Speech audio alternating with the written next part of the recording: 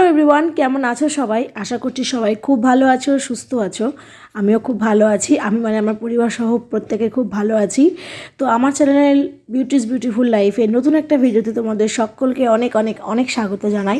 আমাকে দেখে তো নিশ্চয়ই বুঝতেই পারছো কোথায় বসে আছি। হ্যাঁ, মেয়েকে স্কুলে নিয়ে এসেছি, নিয়ে এসে ওকে স্কুলে রেখে বাইরেটায় বসে আছি। আসলে যতদিন এই 1.5 ঘন্টার স্কুল আছে না, ততদিন একটু চাপের, কারণ ওই যে বসে থাকতে হবে, একেবারে নিয়ে বাড়ি যাব। আজকে ছিল ওদের হাতের লেখা আর ড্রয়িং প্রতিযোগিতা স্কুলে। এটার ফলাফল জানানো হবে সরস্বতী পুজোর দিন, যে অনুষ্ঠানটা হবে তখন। তো ছুটি হয়ে গেলে দেখো বাচ্চাগুলোর মুখে কী সুন্দর একগাল করে হাসি বেরোয়, এত ভালো লাগে। গার্জেনরাও যেরকম অধীর আগ্রহে তাকিয়ে থাকে, বাচ্চাগুলো খোঁজে বাবা মা কোথায়, পেলেই একগাল হাসি, দারুণ লাগে। তো যাই হোক, বাড়িতে চলে এলাম টোটোতে করে। আসার পরে এখানে মেয়েকে কিছু একটা বলছিলাম, যে কিছু একটা যাই হোক বলছিলাম, এখন এই মুহূর্তে মনে নেই। ও এবার স্কুল ইউনিফর্মটা গুছিয়ে নেবে আর আমি লেগে পড়বো ঝড়ের বেগে কাজ করতে।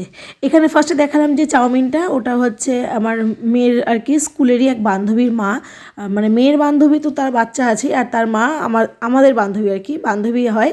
তো ওদের বাড়িতে এরকম চাউমিনের এই চাউমিনগুলো আর কাঠি চাউমিনগুলোর ব্যবসা আছে বাড়িতেই। তো আমি জানতাম না, তো কিছুদিন আগে জানতে পেরে বলেছিলাম যে তাহলে 1 কেজি আমার জন্যও নিয়ে এসো। তো সেই জন্য এরকম খোলা প্যাকেটে 1 কেজি নিয়ে নিয়েছি, আর নেওয়ার পরে রেখেছি রান্নাঘরে। মানে কী বলবো, গতকাল রাত্রে রান্নাবান্না করার পরে না আর ইচ্ছা হচ্ছিল না যে একটু বাসনটা মাজি। আর যেহেতু আমাদের এই জলটা রিজার্ভে থাকে, রিজার্ভ থেকে ট্যাঙ্কিতে ওঠে, তো জলগুলো এত ঠান্ডা হয়ে থাকে, তখন আর মনে হয় না যে কী বলবো। তো এরকম মাসে 1-8 দিন হয়েই থাকে। আমার মনে হয় আমার মতো কম বেশি সব বেশি হাউস ওয়াইফের এটা হয়ই, যে একদিন ইচ্ছা হয় না যে থাক রাতের বাসনটা থাক, সকালে মেজে নেব। তো আমারও তাই হয়েছিল। তো বাসনটা তো রাত্রে মাজা হয়েছিল না।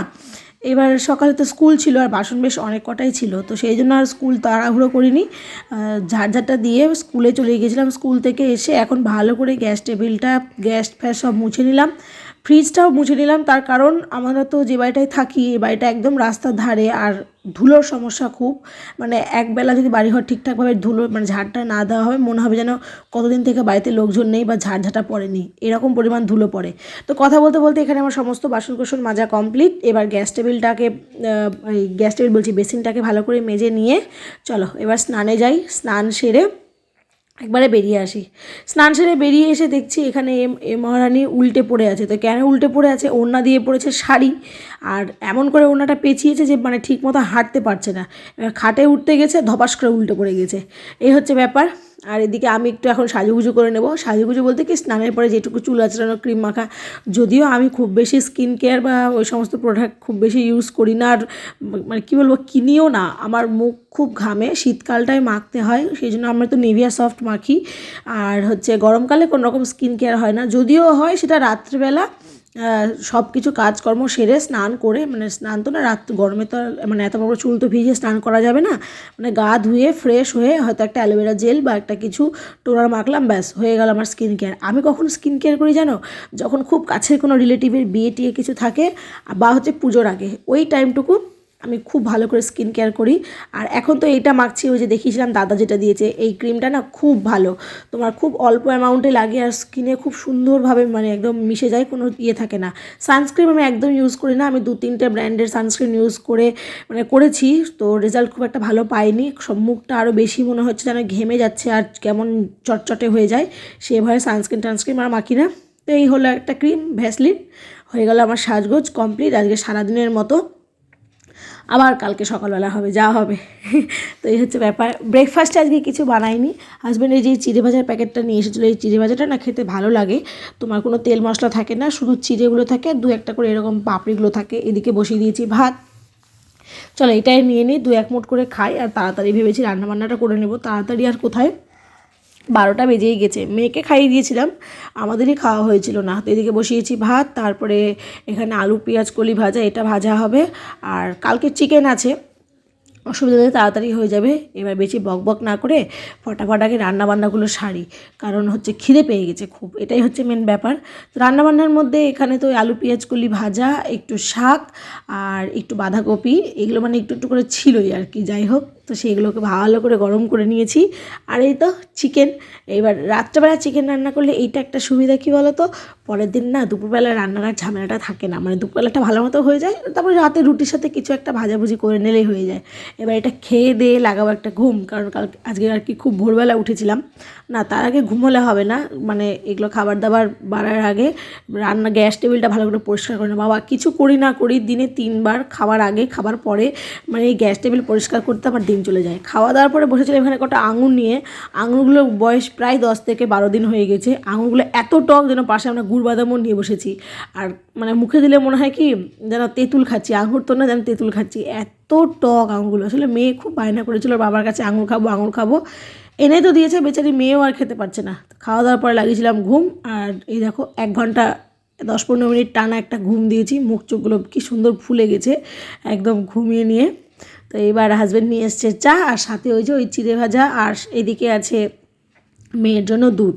এটা খাওয়া দাওয়া হবে, খাওয়া দাওয়া হওয়ার পরে তোমার হচ্ছে একটু গল্প হবে, খুব বেশিক্ষণ না, হয়তো আধা ঘন্টা, কী হবে না হবে, কী করব না করব। আজকে আর কোথাও বেরোচ্ছি না, তো এটা ঠিক করাই আছে যে কোথাও আজকে আর বেরোবো না। তো গল্পগুজব হবে। এদিকে হাজব্যান্ডের চুলদারি কেন কাটছে না, সামনে সরস্বতী পুজো চলে আসছে, এই নিয়ে অভিযোগ করছিলাম আমি।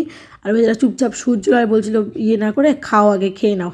তারপরে আর কি খাওয়া দাওয়ার পরে হাজব্যান্ড বসে পড়েছে হাজব্যান্ডের কাজে, ওই নিচে আর কি হিসাব করতে, হিসাব ফোন পর্ব সব চলছে। আর এদিকে আমি নিয়ে বসেছি মেয়েকে।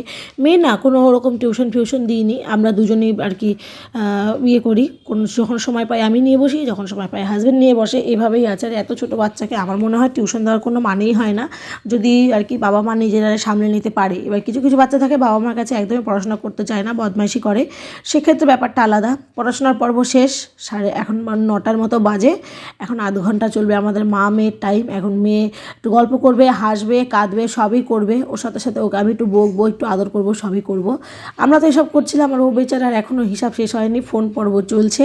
তারপরে ওকে বললাম তুই এবার একটু খেলা কর, তো দেখলাম এই ক্লেগুলো নিয়ে এসে বসেছে, ক্লেগুলোর হালে হাল নেই, এগুলো মানে ওই যে ময়েশ্চারটা থাকে এর ভেতরে সেটা তো নষ্ট হয়ে গেছে, এগুলো আর হয়তো 2-1 দিন ব্যবহার করা যাবে, তারপরে এগুলোকে ফেলে দিতে হবে।